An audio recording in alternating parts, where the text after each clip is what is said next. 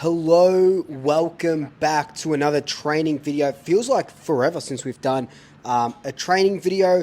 The boys flew back yesterday, which was Monday, for a big training session today. It was about a 2-hour training session, and this is going to be a long video, so I hope you've got your cup of tea, or your coffee, or your chai latte, whatever it is you're drinking and eating.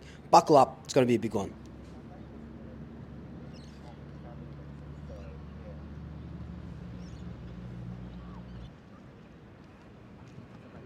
So, like any Collingwood supporter, the main things that we wanted to see today was, is Bobby training? How is he going if he's training? Beau, McCreery, Billy Frampton, all these guys that have been missing out, because they've been managed, personal reasons, or just injured. We wanted to know how they were going. And let me tell you, everyone trained so goddamn well today that, I'm recording this before the injury list comes out, so we don't know really about Billy and Beau. But if I was just watching this training and knew nothing about their injuries, I would say that they were playing this week. That's how fit and firing they looked.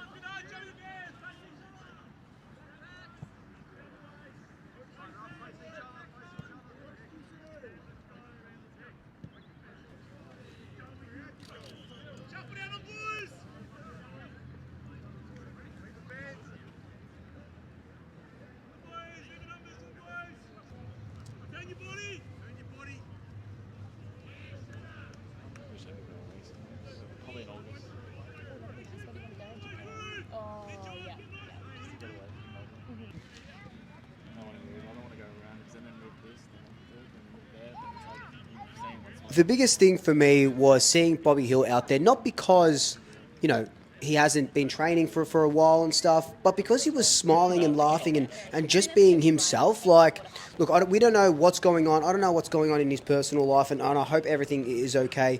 But to see him out there smiling with the boys and having fun and kicking goals and stuff, it just really, really, really warmed the heart on such a rainy day. Yep. Oh, good. Although he probably won't be playing first grade. Is the Delhi up there? Like I said, it was a big training session. There was a lot of fundamentals, a lot of running, a lot of just sort of transitional work and ball work. And then right at the end, there was a little bit of match simulation. The weather was going from rain to sun to rain to sun. It was a perfect winter's day in Melbourne.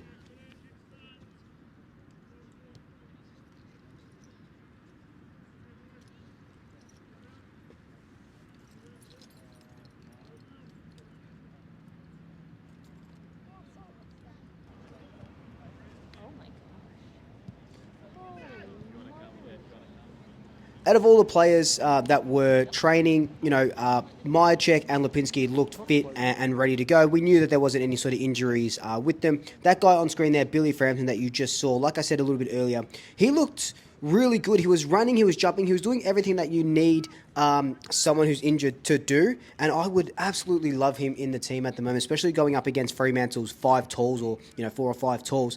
You can see him. He's about to run and jump for the ball. He looks unhindered. Trained fully, not with the rehab group or anything like that. We'll see Thursday what really happens when the last main training session is, and then obviously Saturday is the captain's run. Beau McCreery as well looked, mate. There's a bit of footage towards the end of this video where Beau was just bursting out of packs in the middle. He was training with the mids, so expect us to inject that speed in the middle with Beau.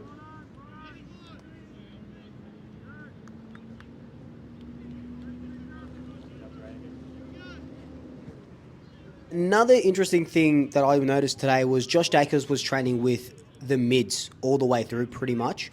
But again, they weren't really super strict line work, so we'll probably see that a little bit more on Thursday. Jordan Daicos looked good. He did everything except for the match sim right at the end, and Bobby Hill didn't do the match sim either. So they went just running with the rehab group. So I wasn't too sort of fussed with that. We know Jordan Daicos was pushed back 2 weeks because of that concussion.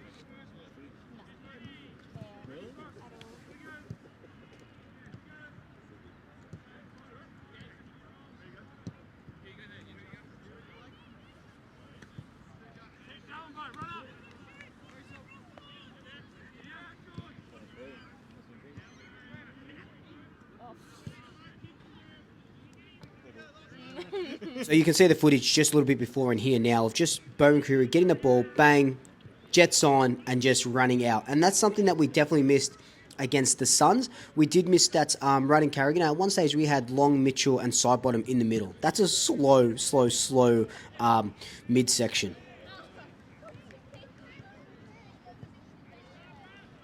5 goals, too. 5 goals you got. Yeah, I know.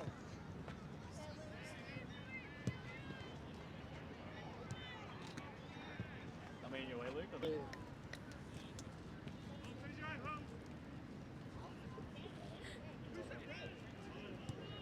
Look at the expression.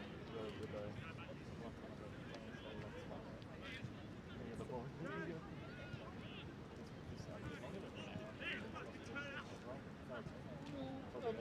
Thin play reserve there this week. I'm missing his head. He TJ. played well. Ed, yeah. Ed,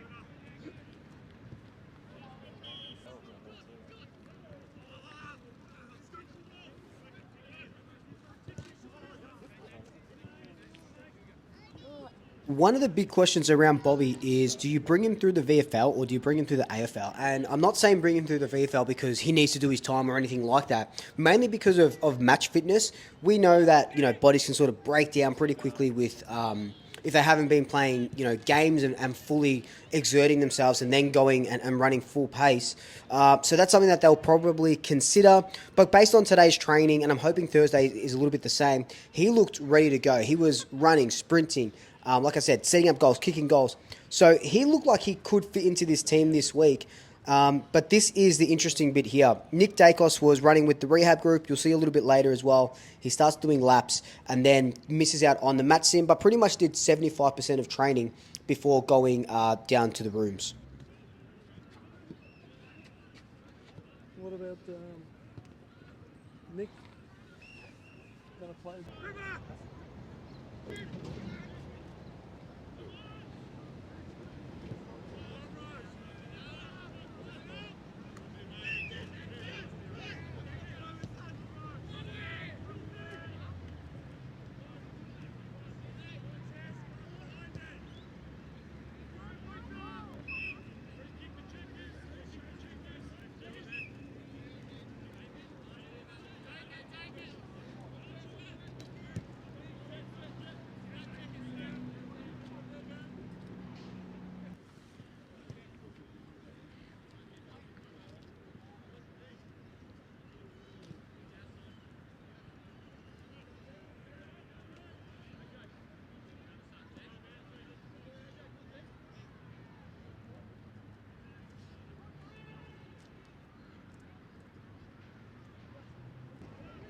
So during this sort of match sim, it was pretty much how the ball moves to the forward line and how we redistribute it around the forward line. You see Bobby, they'll start like peppering the 50 going around, finding the best option because you know that 0 and 10 or 0 and 9 before we kick that first goal in the third quarter isn't how we like to play, obviously. But it wasn't just that. It was the way we were getting the ball into our forward line. So we were really practicing on that and sticking through that. And even at the end of training, for about 15 or so minutes, all the players were practicing goal kicking.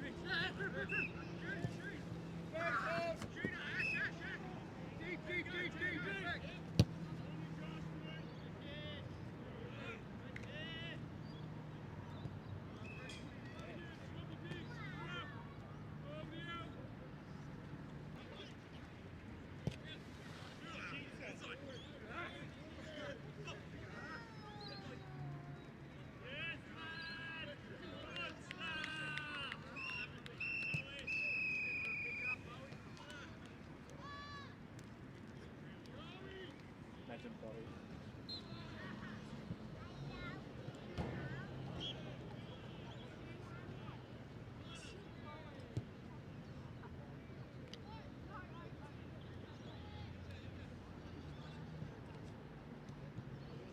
I should mention as well, take the black jerseys and white jerseys with a grain of salt. It's only the first training session this week. It'll be more prominent on Thursday to see how we line up when we actually do split up into Team A and Team B. Again, when things like that happen, you will see players that are starting go into Team B just to even up the numbers when we're doing match sim, etc., etc. So I wouldn't worry too much about, like, Dan Houston wearing the white today, or Ned Long, or anything like that.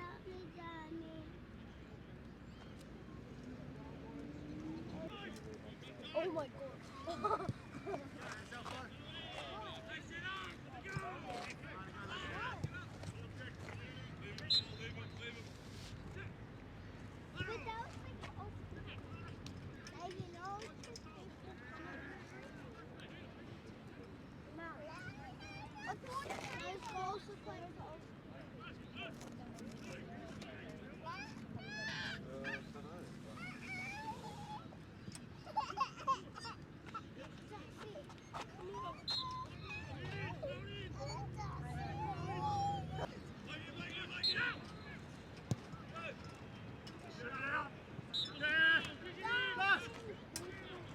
One thing that was noticeable during this training session was how much of a talisman McStay is for this team, and right on cue, he just takes a mark right there.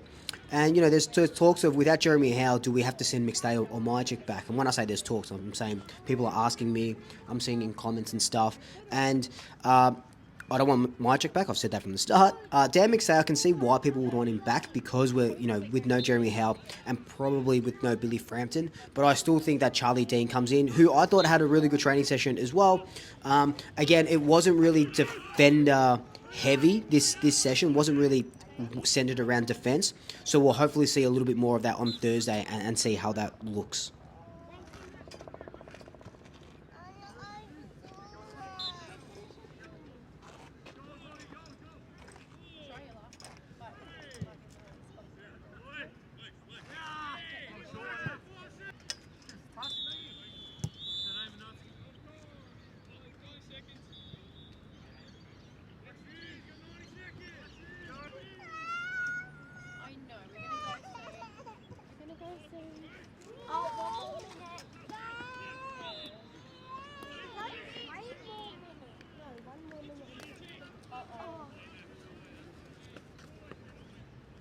I should mention as well, I think there was video footage at the start of the video that I didn't talk over. But Jeremy Howe was out there for a little bit. He ran a bunch of laps, and he said he felt good, and he looked good. He was just running or jogging, really. Wasn't doing anything strenuous, and then headed inside. Charlie West was out as well, just on the boundary, not doing anything, but out of the moon boot. We know that he's still, 5 or so weeks away before he comes back into any VFL or AFL side.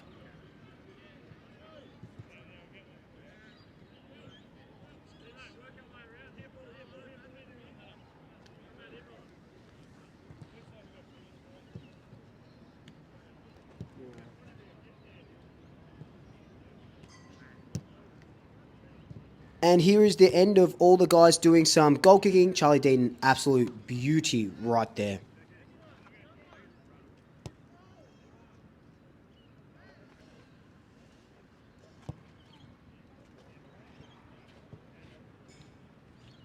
And that is it for this monster Tuesday training session video. I hope you enjoyed it. If you have come to the end of this video and you're not subscribed yet, hit that subscribe button, share it around to your Collingwood mates, get them to subscribe. We're so close to 12,000 subs. But until then, like, comment, subscribe, tell your family, tell your friends, tell your pets, and until next time, double shackers, I'll swoop you later.